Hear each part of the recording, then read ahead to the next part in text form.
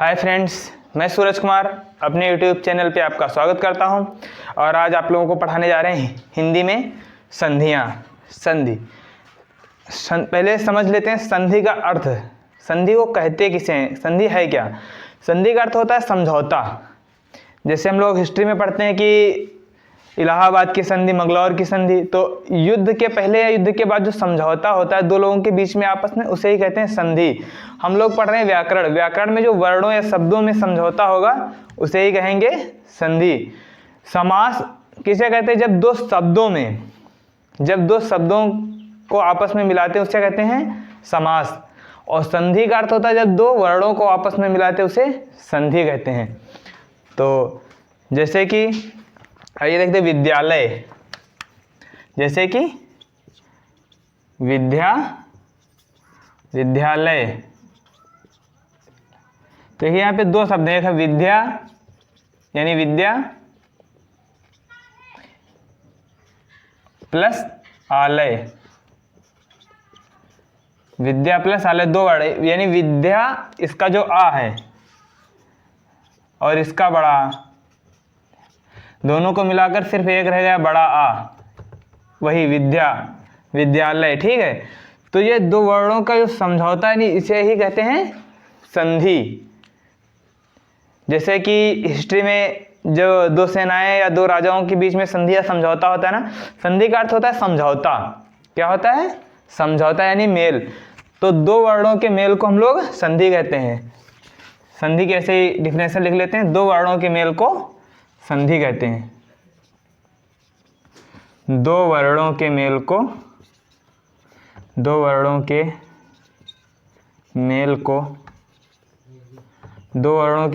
संधि कहते हैं।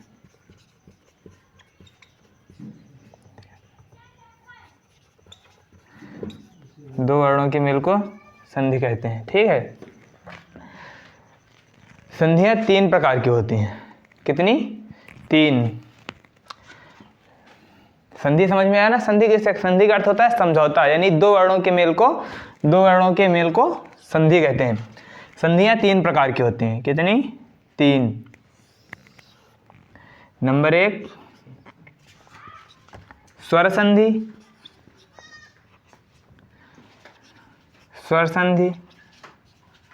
नंबर एक स्वर संधि। नंबर दो व्यंजन संधि।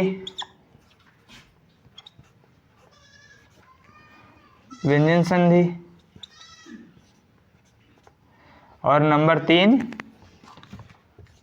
विसर्ग संधि।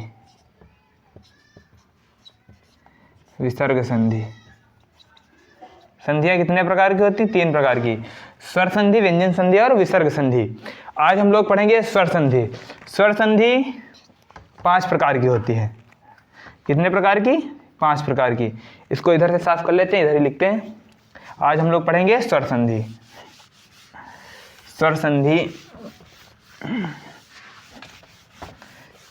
संधियां कितने प्रकार की होती हैं? 3 प्रकार की। स्वर संधि, व्यंजन संधि और विसर्ग संधि। तो हम लोग आज पढ़ेंगे स्वर संधि। स्वर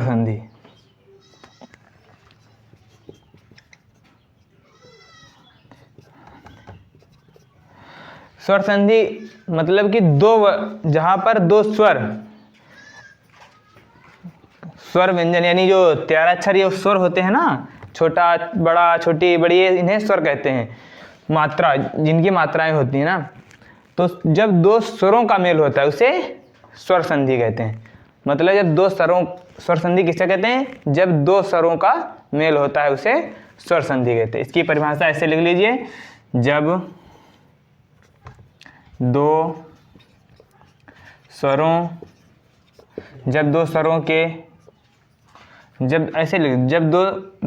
के मेल को संधि कहते हैं। जब दो स्वरों का मेल होता है उसे स्वर संधि कहते हैं। ठीक है,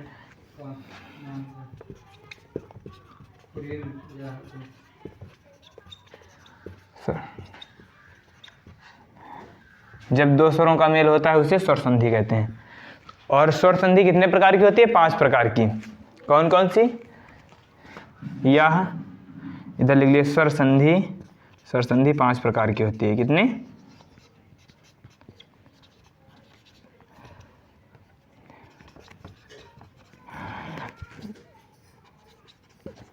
स्वर संधि कितने प्रकार की होती है? 5 प्रकार की। स्वर संधि 5 प्रकार की होती है।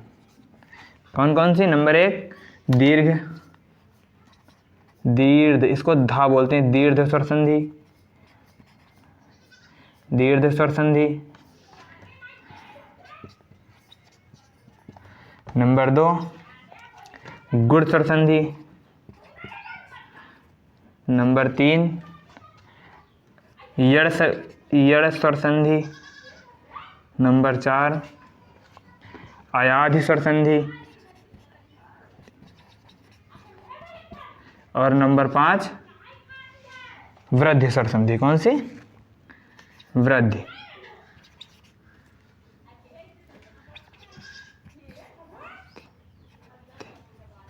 वृद्धि स्वर संधि। ठीक है, तो संधियां कितने प्रकार की होती हैं? स्वर संधि, संधि 3 प्रकार की होती है। स्वर संधि, व्यंजन संधि और विसर्ग संधि। स्वर संधि 5 प्रकार की होती है, दीर्घ, गुण, यड़, अयाधि और वृद्धि। ठीक है, ठीक है। स्वर संधि कितने प्रकार की होती है? 5 प्रकार की। दीर्घ स्वर संधि, गुण स्वर संधि, यड़ स्वर संधि, अयाधि स्वर संधि और वृद्धि स्वर संधि। ठीक है, तो आज हम लोग समझेंगे दीर्घ स्वर संधि किसे कहते हैं। कौन सी? दीर्घ, दीर्घ स्वर संधि।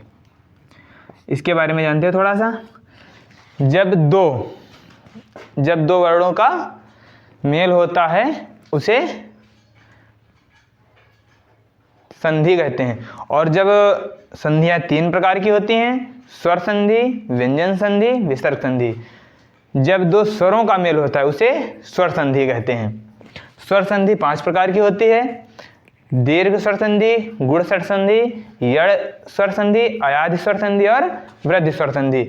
दीर्घ स्वर संधि जब आ जैसे छोटा आ और छोटा आ, जब छोटा आ प्लस छोटा आ आपस में मिलते हैं, ये स्वर संधि। स्वर संधि के थोड़ा सा इधर लिख लेते हैं, छोटा आ प्लस छोटा आ बराबर बड़ा आ, छोटा प्लस छोटा बराबर बड़ा। ठीक है, ये स्वर संधि का उदाहरण है। जैसे कल्पांत, एक इसका उदाहरण लिखते हैं, कल्पांत इधर लिख लीजिए। जैसे इसको ऐसे लिखते हैं, जब हास्य स्वर किसी हास्य स्वर से और दीर्घ स्वर किसी दीर्घ स्वर से, या हास्य स्वर किसी दीर्घ स्वर के साथ मिलकर कोई दीर्घ स्वर बनाता है, उसे स्वर संधि कहते हैं। जैसे कल्पांत, कल्पांत, कल्पांत। अब देखिए इसमें क्या है? कल्प धन अंत। क्या है? कल्प प्लस अंत, अंत। ये कल्प का आ प्लस अंत का आ, यानी पहले शब्द का अंतिम अक्षर और अंतिम शब्द का पहला अक्षर। ठीक, अंतिम शब्द में पा है, इसका आ निकले पा, और अंत का आ मिलाकर, यानी छोटा प्लस छोटा मिलाकर क्या बना? बड़ा। छोटा प्लस छोटा मिलाकर बड़ा। देखो पा में बड़ा की मात्रा लगी है ना, कल्पांत। कल्प धन अंत, कल्पांत हुआ। तो इसे कहते हैं स्वर संधि। स्वर संधि का कौन सा है? दीर्घ स्वर संधि। कौन सी है? सॉरी, दीर्घ स्वर संधि। ठीक है, ऐसे ही कल्पांत है, देहांत है। ठीक है, ऐसे लिख लीजिए देहांत। देखो इधर देहांत। अब देखिए इसमें देह क्या है? देह प्लस अंत। अब देह का आ प्लस छोटा बराबर बड़ा, छोटा प्लस छोटा बराबर बड़ा। बड़ा की मात्रा लगी है ना देहा में, देहांत। तो ये होता है दीर्घ स्वर संधि में, छोटा प्लस छोटा बराबर बड़ा, बड़ा प्लस छोटा। इसको लिख देते हैं थोड़ा सा, इसको साफ करके यहाँ पे दीर्घ स्वर संधि के बारे में।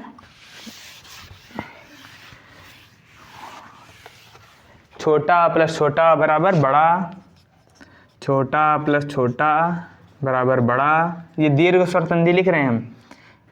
ठीक है, बड़ा छोटा प्लस बड़ा आ बराबर बड़ा आ,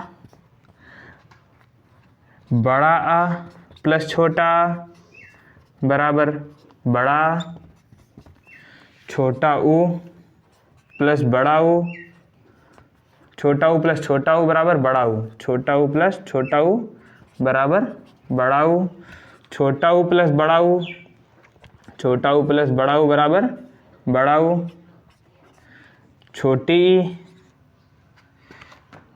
यहाँ पे ऐसे भी लिख सकते हैं बड़ा आ प्लस बड़ा आ बराबर बड़ा आ, छोटा ऊ प्लस छोटा ऊ बराबर बड़ा, छोटा ऊ बड़ा ऊ बराबर बड़ा, बड़ा ऊ प्लस छोटा ऊ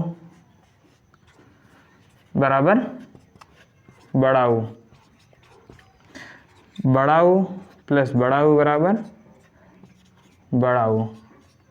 ठीक है, छोटी प्लस बड़ी बराबर बड़ी, छोटी प्लस छोटी बराबर बड़ी, बड़ी प्लस छोटी बराबर बड़ी।